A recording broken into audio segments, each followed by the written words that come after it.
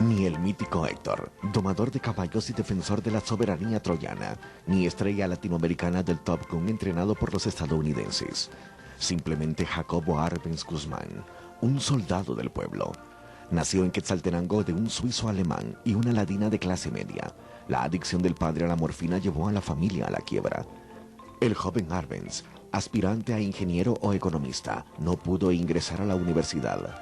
Se negaba a entrar al ejército, pero ganó una beca en la Escuela Politécnica en 1932. Llegó a sargento primero por ser estudiante excepcional y atleta excelente. Esa distinción solo la habían ganado 6 cadetes en 20 años. Era respetado hasta por el director de la Escuela Politécnica, el estadounidense John Considine. Arbenz, el militar rebelde y reservado, se graduó en 1935. Yo fui electo popular y mayoritariamente por el pueblo de Guatemala, pero he tenido que luchar en condiciones sumamente difíciles.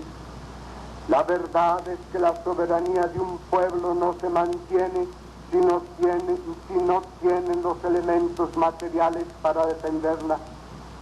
Luchamos hasta donde las condiciones lo permitieran, hasta un punto en que ir más allá se perdería todo lo que hemos ganado desde 1944. Empezó su vida de oficial en el ejército en tiempos del dictador Jorge Ubico Castañeda. En el fuerte de San José, escoltó presos encadenados sometidos a trabajos forzosos. En la vigilancia de convictos, donde se sintió capataz, conoció a Francisco Javier Arana. 2 años después, pasó a la Escuela Politécnica. Impartió clases sobre asuntos militares, historia, física y mecánica. Invitaba a los cadetes a leer libros que para algunos oficiales eran subversivos. Cuando tenía que reprender a alguien, sustituía el castigo físico por la lectura de libros. Cuando los castigados terminaban la lectura, los interrogaba sobre lo aprendido. En 1943, Arbenz ascendió a capitán, la tercera posición en la jerarquía de la academia. Junto con oficiales y profesores civiles de la Politécnica, Arbenz planificó complots no ejecutados contra Jorge Ubico. Tras la renuncia del dictador, Arbenz asistió al Congreso vestido de civil. Ahí vio tropas militares que entraron a conminar a los diputados para que eligieran al general Federico Ponce Baides como sustituto de Ubico. Esa misma semana, Arbenz renunció del ejército en protesta por la imposición. 3 meses después, el capitán Arbenz y el mayor Carlos Aldana Sandoval lideraron la conspiración que desembocó en la Revolución de Octubre. Me hice cargo de la presidencia de la República con gran fe en el régimen democrático, en la libertad y en que es posible conquistar la independencia económica y política de Guatemala. Mi programa se orientaba a conseguir plenamente esos objetivos. Sigo creyendo que ese programa es justo. No se ha quebrantado mi fe en las libertades democráticas, en la independencia de Guatemala y en todo lo bueno que impulsa a la humanidad hacia el futuro. Sentimentalmente, Jacobo Arbenz se enamoró de María Vilanova, una mujer de clase pudiente salvadoreña. Su matrimonio no fue consentido por los padres de la novia y el perdón les llegó con el nacimiento de su primera hija. En los diálogos íntimos, el capitán hablaba sin dar explicaciones que quería ser un reformador. Mientras María se dedicaba a la pintura y a la lectura, Jacobo servía en el primer gobierno revolucionario. Ambos tenían sensibilidad social y se interrogaban cómo desarrollar el país cuando la gente no tenía ni para comer. Alguna respuesta encontró Arbenz en el manifiesto comunista que le entregaron a su esposa en un encuentro de mujeres en El Salvador.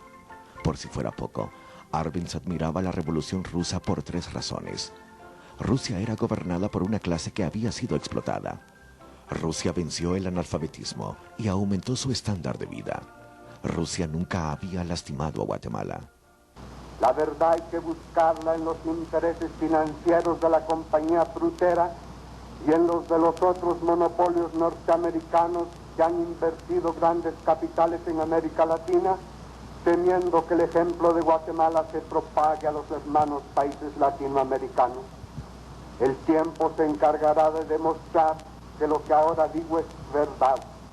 Sin embargo, ellos se aferran a sostener que el comunismo internacional es el causante de lo que ocurre en Guatemala, y en nombre de ellos es que tratan de ensangrentar aún más al país y de destruir nuestra economía.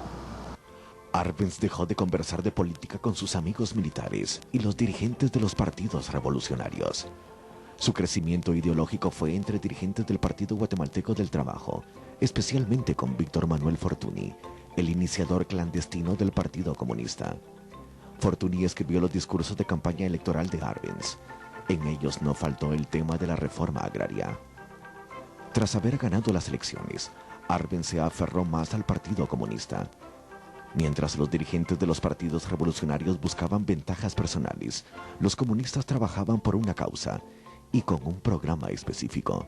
Desde el fondo de mi corazón agradezco el respaldo y el apoyo del Partido Acción Revolucionaria, del Partido de la Revolución Guatemalteca, del Partido Renovación Nacional, del Partido Guatemalteco del Trabajo y de las organizaciones populares que, como la Confederación General de Trabajadores y la Confederación Nacional Campesina, han defendido con tanta decisión los anhelos del pueblo de Guatemala. Básicamente, Arbenz discutió la reforma agraria con 3 dirigentes comunistas, mientras los partidos revolucionarios peleaban entre sí por ver cuál obtenía más puestos en el gobierno.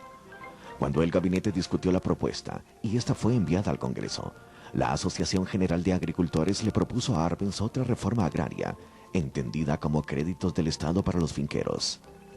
Arbenz estaba obsesionado por el cambio en el agro, cuando los partidos revolucionarios creían que la revolución había terminado con la emisión del Código del Trabajo.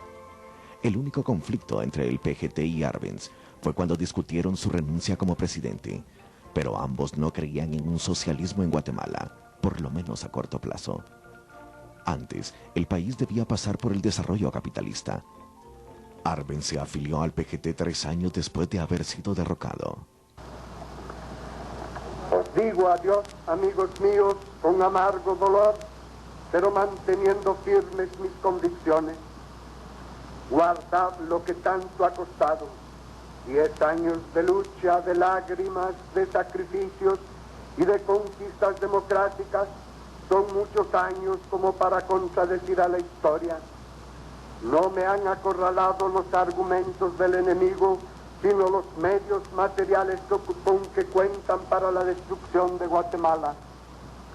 Yo os hablé siempre de que lucharíamos costase lo que costase, pero ese costo, desde luego, no incluía la destrucción de nuestro país ni la entrega de nuestras riquezas al extranjero. Después de vagar por los continentes de América y Europa, el soldado del pueblo bebió uno de sus tragos más amargos en la fuente de la vida, el suicidio de su hija. Él murió después ahogado en una tina de baño en México. Sus restos fueron repatriados a Guatemala a finales del siglo XX y descansan en el Cementerio General. A 50 años de su caída, las puertas continúan abiertas para que Guatemala lo condene o lo absuelva en el gran juicio histórico popular. Quizá piensen muchos que estoy cometiendo un error. En lo profundo de mi conciencia no lo creo así. Solamente un juicio histórico posterior podrá determinarlo, con la satisfacción de quien cree que ha cumplido con su deber, con fe en el porvenir. Yo digo, viva la Revolución de Octubre, viva Guatemala.